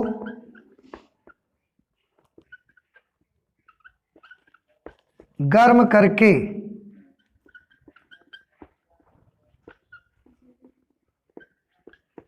ऊष्मा ऊर्जा दी जाती है, ठीक है। और गर्म करते जाते हैं, उसकी हर इलेक्ट्रॉन की एनर्जी बढ़ते जाती है। जब इलेक्ट्रॉन्स की एनर्जी बढ़ते बढ़ते धातु के कार्यफलन के बराबर हो जाएगी, हर एक इलेक्ट्रॉन की ऊर्जा या पदार्थ के भीतर उपस्थित जो भी इलेक्ट्रॉन्स हैं, जब उनमें से किसी भी इलेक्ट्रॉन की ऊर्जा कार्यफलन के बराबर हो जाएगी, फिर इलेक्ट्रॉन सरफेस से जंप करके बाहर आना स्टार्ट हो जाएंगे। तो धातु को गर्म करते हैं, ऊष्मा ऊर्जा देते हैं, उसको गर्म करके या ऊष्मा ऊर्जा देकर हम उसकी एनर्जी बढ़ाते हैं। धातु को गर्म करके या ऊष्मा ऊर्जा, गर्म करके ऊर्जा दी जाती है। तो हम धातु को गर्म करके ऊर्जा देते हैं, अर्थात उसे ऊष्मा ऊर्जा देते हैं हम, ठीक है। अच्छा, ऐसी सिचुएशन पे इलेक्ट्रॉन बाहर निकलना स्टार्ट हो जाएंगे। उस समय जो भी इलेक्ट्रॉन बाहर निकल रहे होते हैं उन इलेक्ट्रॉनों का हम एक नाम रखते हैं और उनको बोलते हैं तापायनिक इलेक्ट्रॉन। कौन से इलेक्ट्रॉन बोलते हैं? तापीय इलेक्ट्रॉन भी कह सकते हैं, थर्मल इलेक्ट्रॉन बोलते हैं।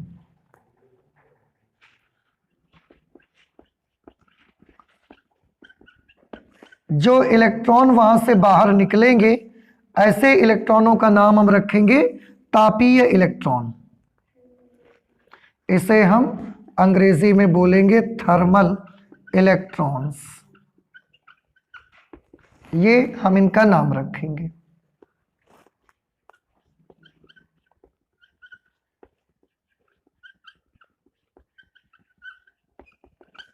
जो इजेक्टेड इलेक्ट्रॉन्स होंगे, बाहर निकले हुए इलेक्ट्रॉन्स होंगे, उन्हें तापीय इलेक्ट्रॉन बोला जाएगा, थर्मल इलेक्ट्रॉन्स भी कह सकते हैं आप। दूसरा मेथड कौन सा होता है कि दूसरे मेथड से भी हम इलेक्ट्रॉन निकाल सकते हैं, सेकंड मेथड कौन सा? तो सेकंड मेथड है हमारे पास फील्ड एमिशन।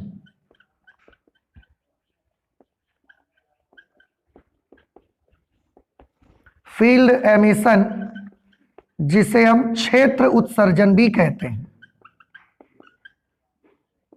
ये क्षेत्र उत्सर्जन कैसे होता है? क्षेत्र उत्सर्जन जो जनरली हम करते हैं, ये इलेक्ट्रिक फील्ड एमिशन होता है, वैद्युत क्षेत्र उत्सर्जन। ठीक है, कैसे हम इसे करते हैं? इसके लिए बड़ा सिंपल सा एक मेथड लगाते हैं। देखो, ये एक धातु है, धातु की सरफेस तक ऐसा इलेक्ट्रॉन बार बार आते हैं। हमने क्या कर दिया, ऊपर में इस धातु की जो सरफेस है, इसके ऊपर कुछ दूर पर हमने एक प्लेट लगा दी, धातु की प्लेट लगा दी, और उस धातु की प्लेट को हमने वैद्युत क्षेत्र अप्लाई किया, इसको हमने पॉजिटिव पोटेंशियल दे दिया। कैसा कर दिया? प्लेट को पॉजिटिव पोटेंशियल दे दिया हमने इसको। पहले वाले में हमने क्या किया है? धातु को क्या करते हैं? पहले वाले में गर्म करते हैं। जैसे ये धातु है, धातु को यहां से ऐसा गर्म कर जाता है, और हीट देने से इसमें से ऐसा इलेक्ट्रॉन बाहर निकलना शुरू हो जाते हैं, और इन इलेक्ट्रॉन्स का नाम क्या रखते हैं? Thermal electron. दूसरे मेथड में क्या करते हैं हम? ये हमारे पास जो भी धातु है, उसके यहां पर ऊपर साइड हम एक पॉजिटिव पोटेंशियल की प्लेट लगा देते हैं, इसका पोटेंशियल पॉजिटिव दे देते हैं। अब आप खुद सोचिए, जैसे इलेक्ट्रॉन ये यहां सरफेस पर आया करेगा, और हाँ याद रहे, इसको हम इतना पर्याप्त विभव देना पड़ेगा आपको, पर्याप्त धन विभव आपको देना पड़ेगा कि जो भी इलेक्ट्रॉन यहां सरफेस पे आएगा, उस पर ये पॉजिटिव इलेक्ट्रॉन कैसा चार्ज है? नेगेटिव। ये प्लेट किस तरह से चार्ज कर दी हमने? पॉजिटिव। तो जैसे ही ये कोई सरफेस पर इलेक्ट्रॉन आएगा, ये पॉजिटिव प्लेट उस इलेक्ट्रॉन को क्या कर लिया करेगी? उसको अट्रैक्ट करेगी, आकर्षित करेगी, और खींचकर सरफेस में से बाहर जंप करा के निकाल लिया करेगी। ठीक है, तो ऐसे भी यहां से भी इलेक्ट्रॉन निकलना स्टार्ट हो जाएंगे। देख रहे हैं आप? तो किस तरह से हमने क्या किया? हमने किया विद्युत क्षेत्र अप्लाई कर करके। हमने यहां पर इलेक्ट्रॉन कैसे लगाए, निकाले? विद्युत क्षेत्र आरोपित करके। विद्युत क्षेत्र को आरोपित किया और इलेक्ट्रॉनों को बाहर निकाला। और विद्युत क्षेत्र को आरोपित करने का मेथड क्या निकाला हमने? मेथड क्या रखा कि ये एक धातु है, धातु की सरफेस के ऊपर कुछ दूरी पर धातु की एक प्लेट लगा दी, और उस प्लेट को कौन सा विभव दे दिया? धन विभव दे दिया। धन विभव और सफिशिएंट, ताकि वो सरफेस से इलेक्ट्रॉन खींचने के लिए पर्याप्त हो सके। तो जैसे ही इलेक्ट्रॉन सरफेस पर आएंगे, इन इलेक्ट्रॉन्स को ये धन विभव की जो प्लेट लगी हुई है, ये आकर्षित करके खींच लेगी। ठीक है, अच्छा, इस तरह से जो इजेक्टेड इलेक्ट्रॉन मिलेंगे, इस तरह से जो इलेक्ट्रॉन उत्सर्जित होंगे, इन इलेक्ट्रॉन्स को क्या बोला जाएगा? इन इलेक्ट्रॉन्स को हम बोलेंगे फील्ड इलेक्ट्रॉन। फील्ड इलेक्ट्रॉन्स, क्षेत्र इलेक्ट्रॉन भी आप कह सकते हैं, क्योंकि ये क्या लगाने से मिले? ये वैद्युत क्षेत्र लगाने से धातु से बाहर निकल करके आए हैं, इसलिए इन इलेक्ट्रॉन्स को हम बोलेंगे फील्ड इलेक्ट्रॉन्स, क्षेत्र इलेक्ट्रॉन। ठीक है, ये किसी भी धातु के पृष्ठ से इलेक्ट्रॉन को बाहर निकालने का हमारा एक तरीका है।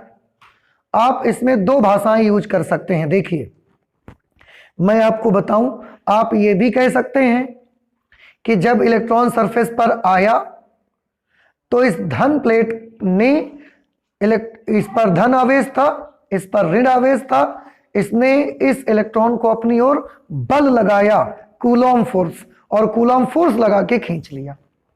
या आप इसकी दूसरी लैंग्वेज भी यूज कर सकते हो, क्या, ये कि जैसे ही ये इलेक्ट्रॉन सरफेस पर आया, इस पॉजिटिव प्लेट ने उस इलेक्ट्रॉन की स्थितिज ऊर्जा को बढ़ा दिया। स्थितिज ऊर्जा कैसे बनती थी? इलेक्ट्रिकल पोटेंशियल एनर्जी याद करो बेटा। वैद्युत स्थितिज ऊर्जा के बारे में थोड़ा ध्यान करिए। अगर किसी पार्टिकल का आवेश Q है, किसी कण का आवेश Q है, और आपने V वोल्ट विभव पे लगाया उसको, तो उसकी स्थितिज ऊर्जा का सूत्र ये आ जाता था, Q इंटू V। और इस ऊर्जा, स्थितिज ऊर्जा की वजह से, मतलब उसके पास एनर्जी आ जाती थी। अब थोड़ा ध्यान से देखिए, मैंने कौन सी दो लैंग्वेजेस आपको बताई।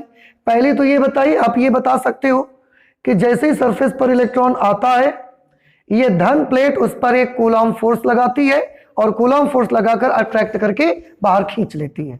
दूसरी आप कौन सी भाषा यूज कर सकते हो कि इलेक्ट्रॉन जब सरफेस पर आता है, इस धन प्लेट की वजह से इसकी क्या बढ़ जाती है, स्थितिज ऊर्जा बढ़ जाती है, और ऊर्जा बढ़ने की वजह से वो कूलॉम फोर्स के अगेंस्ट निकलकर बाहर आ जाता है।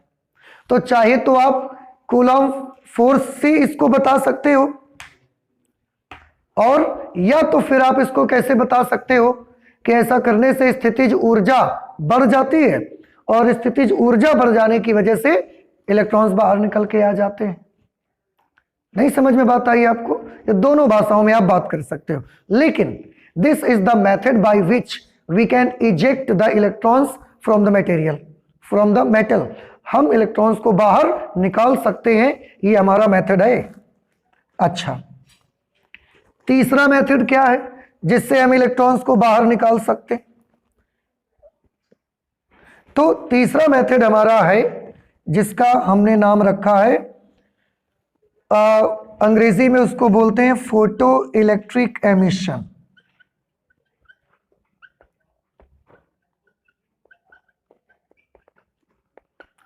Photo electric emission. Photo means प्रकाश होता है। फोटो का मतलब क्या होता है? लाइट, प्रकाश। इसको हम हिंदी में बोलते हैं प्रकाश वैद्युत उत्सर्जन।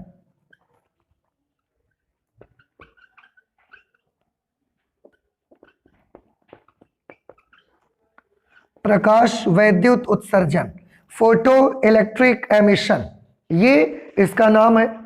अब इस विधि से हम किस तरह से धातु के पृष्ठ से इलेक्ट्रॉनों को बाहर निकालते हैं?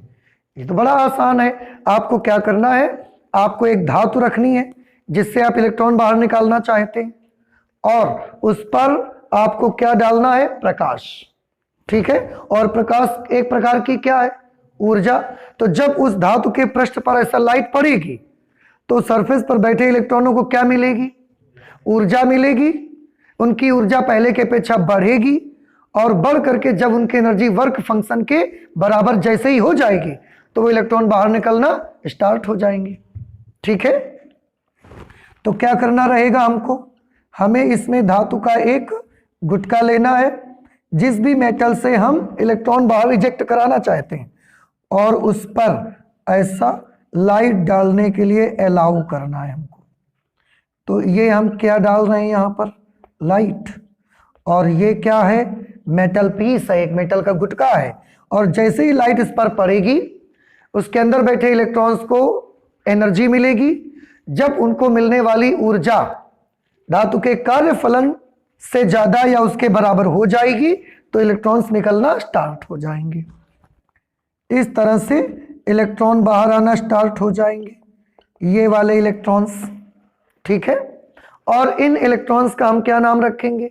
इनका नाम रखेंगे फोटो इलेक्ट्रॉन्स, प्रकाश इलेक्ट्रॉन इनका हम नाम रखते हैं। फिलहाल प्रकाश वैद्युत उत्सर्जन में क्या कर रहे हैं आप कि जब किसी धातु के पृष्ठ पर प्रकाश ऊर्जा आपतित की जाती है तो उस पृष्ठ से इलेक्ट्रॉन्स उत्सर्जित होकर बाहर निकलना प्रारंभ हो जाते हैं। इस घटना को ही क्या बोला जाता है? प्रकाश वैद्युत उत्सर्जन। ठीक है, इसमें 2 लाइन्स हम इसको नोट कर लेंगे जरा।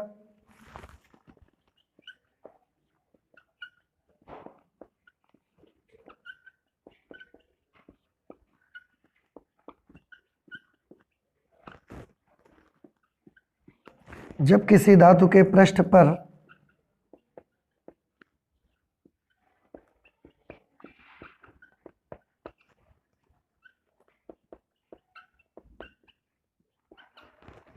प्रकाश ऊर्जा को आपतित किया जाता है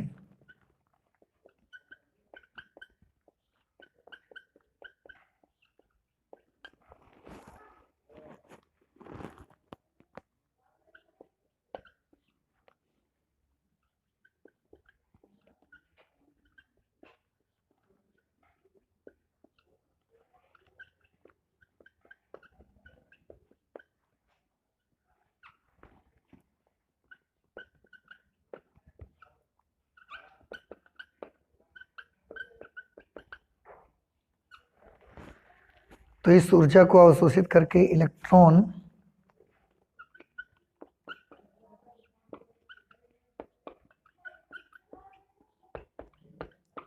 धातु के पृष्ठ से बाहर निकलने लगते हैं।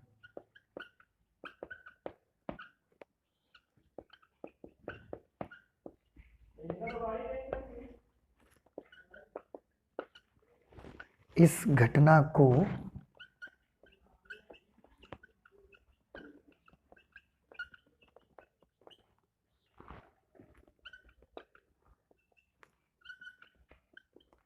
प्रकाश वैद्युत उत्सर्जन कहा जाता है।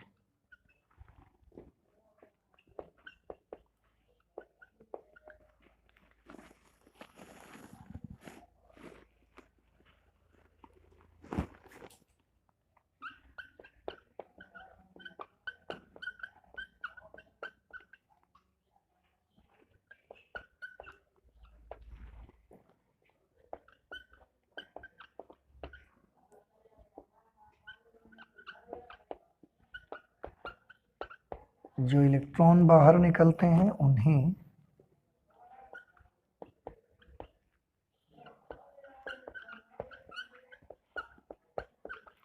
प्रकाश इलेक्ट्रॉन, अंग्रेजी में फोटो इलेक्ट्रॉन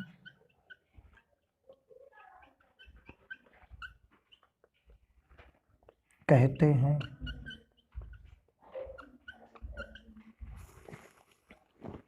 ठीक है, देखिए प्रकाश वैद्युत उत्सर्जन क्या होता है कि जब किसी धातु के पृष्ठ पर प्रकाश ऊर्जा को आपतित किया जाता है, एक धातु ली हमने, उसके सरफेस पर लाइट एनर्जी को पड़ने के लिए अलाउ कर दिया, तो इस ऊर्जा को अवशोषित करते हैं। जो इलेक्ट्रॉन वहां पर होते हैं उस ऊर्जा को एब्जॉर्ब कर लेते हैं। अवशोषित करके इलेक्ट्रॉन धातु के पृष्ठ से बाहर निकलने लगते हैं। जब एनर्जी अवशोषित करेंगे और ऊर्जा बढ़ करके वर्क फंक्शन के बराबर हो जाएगी तो वो बाहर निकलना प्रारंभ हो जाएंगे। इस घटना को प्रकाश वैद्युत उत्सर्जन कहा जाता है। जो इलेक्ट्रॉन बाहर निकलते हैं उन्हें प्रकाश इलेक्ट्रॉन, यानी कि उसे अंग्रेजी में क्या बोलते हैं, फोटो इलेक्ट्रॉन, फोटो इलेक्ट्रॉन कहते हैं। जो इलेक्ट्रॉन बाहर निकल के आ रहे होते हैं उन इलेक्ट्रॉन्स को हम क्या बोला करते हैं, फोटो इलेक्ट्रॉन बोलते हैं। तो ये होता है फोटो इलेक्ट्रिक एमिशन। इस मेथड से भी हम किसी भी धातु के पृष्ठ से इलेक्ट्रॉन्स को बाहर इजेक्ट करवा सकते हैं। तो आपने बेटा अभी अभी देखा कि हमारे पास किसी भी धातु के पृष्ठ से इलेक्ट्रॉन्स को बाहर निकालने की कितनी विधियां हैं, 3। इन 3 विधियों में से कोई भी मेथड यूज करके हम जब चाहें किसी भी धातु के पृष्ठ से इलेक्ट्रॉन को इजेक्ट करवा सकते हैं, बाहर निकाल सकते हैं। कौन कौन से मेथड, एक तापायनिक उत्सर्जन है, धातु को हीट करके। दूसरा फील्ड एमिशन है, जिस धातु से इलेक्ट्रॉन निकालने उसके दोनों तरफ वैद्युत क्षेत्र अप्लाई करते हैं। और दूसरा फोटो इलेक्ट्रिक एमिशन है, प्रकाश वैद्युत उत्सर्जन है। इसमें हम धातु के पृष्ठ पर क्या करते हैं, प्रकाश ऊर्जा डालते हैं। हाँ, एक चीज मैं और बताऊं, ये जो लाइट एनर्जी डालते हैं इसके लिए सबसे सफिशिएंट लाइट कौन सी है, कौन सी लाइट डालेंगे, टॉर्च की लाइट डालेंगे, बल्ब की लाइट डालेंगे, कहां से लाइट डालेंगे?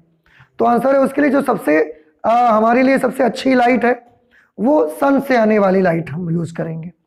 अब एक चीज और मैं बताऊं, आपने इससे पहले एक इलेक्ट्रोमैग्नेटिक वेव्स का लेसन पढ़ा है, विद्युत चुंबकीय तरंगों का लेसन, फर्स्ट पेपर का सबसे लास्ट लेसन पढ़ा था आपने। उसमें आपने देखा कि सन से जो लाइट आती है उसमें तो कई पार्ट होते हैं, विद्युत चुंबकीय तरंगों का पूरा अपना एक स्पेक्ट्रम था। उनमें से कौन सी लाइट हम डालेंगे? तो आंसर है उसमें से हम कोई सी भी लाइट डाल सकते हैं। इस पे हम विजिबल लाइट भी डाल सकते हैं। विजिबल यानी कि दृश्य प्रकाश में जो 7 पार्ट थे आपके, रेड से लेकर के वायलेट तक के, उनमें से कोई लाइट डालेंगे तो भी इलेक्ट्रॉन्स बाहर निकलते हैं। नहीं तो हम उससे ज्यादा फ्रीक्वेंसी की लाइट डालेंगे, जैसे कि अल्ट्रा वायलेट, उससे ज्यादा फ्रीक्वेंसी डालेंगे एक्सरे, तो भी ये इलेक्ट्रॉन्स बाहर निकलेंगे। कहने का मेरा मतलब यूं कि सन से आने वाली लाइट अगर किसी धातु के पृष्ठ पर पड़ेगी तो एनर्जी से इलेक्ट्रॉन्स बाहर निकलना स्टार्ट हो जाएंगे, और इलेक्ट्रॉन्स बाहर निकलना स्टार्ट हो जाएंगे तो इस प्रकार का जो फिनोमिना है, इस घटना को ही हम क्या नाम रखते हैं? प्रकाश वैद्युत उत्सर्जन। और इसी आधार पर बने हुए हैं आपके सोलर पैनल वगैरह, कि हम सोलर पैनल को बाहर लगाते हैं, आपको पढ़ने को मिलेगा सोलर सेल, तब बताया जाएगा कि किस तरीके से उससे करंट बनती है, बैटरी चार्ज होती है और हम इलेक्ट्रिसिटी बना सकते हैं। ठीक है, तो सूर्य की रोशनी में जब आप रखते हैं पैनल को तो उसमें लाइट पड़ती है, उसमें जो भी मटेरियल लगा हुआ है वो मटेरियल लाइट एनर्जी को एब्जॉर्ब करता है और उस एनर्जी से इलेक्ट्रॉन्स बाहर निकलना स्टार्ट हो जाते हैं। और एक चीज कि इसका नाम प्रकाश वैद्युत उत्सर्जन क्यों है? क्योंकि हमने आपतित क्या किया है? प्रकाश, और उससे निकल कौन से क्या रहे हैं? इलेक्ट्रॉन्स। और इलेक्ट्रॉन क्या है? इलेक्ट्रॉन इलेक्ट्रिकल पार्टिकल है, वैद्युत कण है इलेक्ट्रॉन। तो हम आपतित करते हैं प्रकाश, लेकिन उससे इजेक्शन किसका होता है? इलेक्ट्रिक पार्टिकल्स का, वैद्युत कणों का बाहर निकलना पॉसिबल होता है, और वो निकलते हैं, निकलने की वजह से क्या नाम? उत्सर्जन। इसलिए सबको मिलाकर नाम रखा गया प्रकाश वैद्युत उत्सर्जन। तो आई होप कि अब आपको ये चीज समझ में आ रही होगी। तो इस तरीके से हम यहां तक पहुंचे कि हम किसी भी धातु के पृष्ठ से इलेक्ट्रॉन बाहर निकालना सीख गए हैं। लेकिन हमारा मेन मकसद ये नहीं है। हमारा मेन मकसद क्या सीखना है? क्या पता लगाना है?